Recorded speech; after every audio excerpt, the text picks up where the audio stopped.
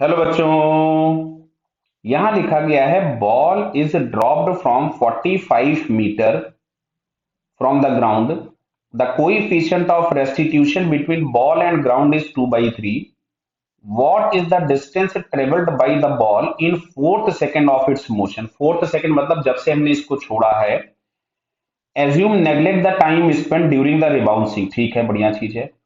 तो सबसे पहले हमको ये चेक करना है, इसको जब हमने यहां से छोड़ा है 45 मीटर की हाइट से, तो इसने ग्राउंड तक आने में समय कितना लगाया। तो इसका इनिशियल वेलोसिटी 0 है।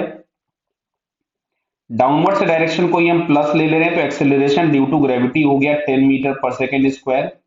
और इसका डाउनवर्ड्स डिस्प्लेसमेंट होना है 45 मीटर्स का।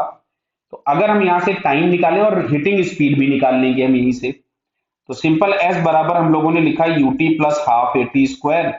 तो एस हम लोगों के पास था 45 is equal to 0 plus 1/2 10 into t square. तो ये आपके पास हो गया 5, इससे ये हो गया 9।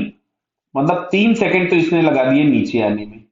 क्लियर। अब बात करते हैं हम लोग, जरा इसकी हिटिंग स्पीड भी निकाल लेते हैं यहीं पे। तो v बराबर हम लोग लिख लें u प्लस 80। तो v is equal to u तो 0 था 10 इंटू 3। तो जो इसका हिटिंग स्पीड आ रहा है दैट इज 30 मीटर पर सेकेंड। क्लियर है, बताइए।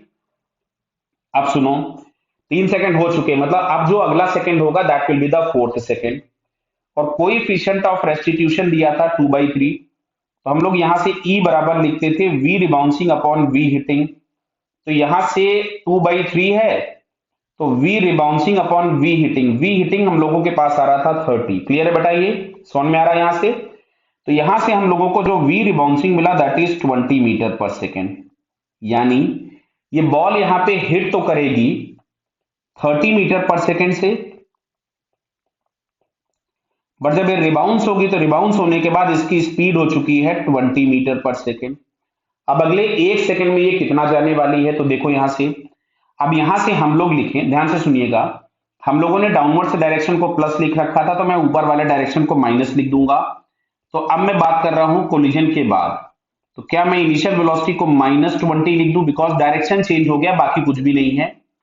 ए इज इक्वल टू 10 मीटर पर सेकेंड स्क्वायर। आपका मन कर रहा था तो ऊपर वाले को प्लस ले लोगे तो +20 और -10 मिल जाएगा, कोई दिक्कत नहीं है।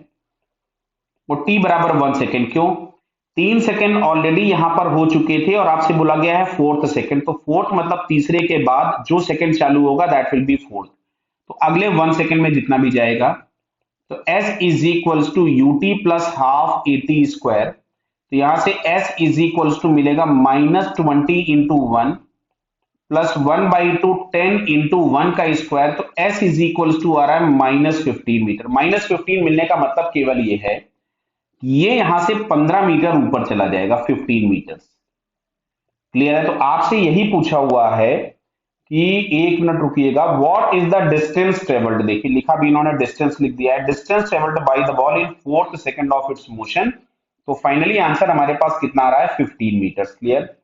तो 15 मीटर हमको यहाँ पे थर्ड ऑप्शन में दिया है, सो इस third answer is correct. Clear बेटा। Okay, all the best.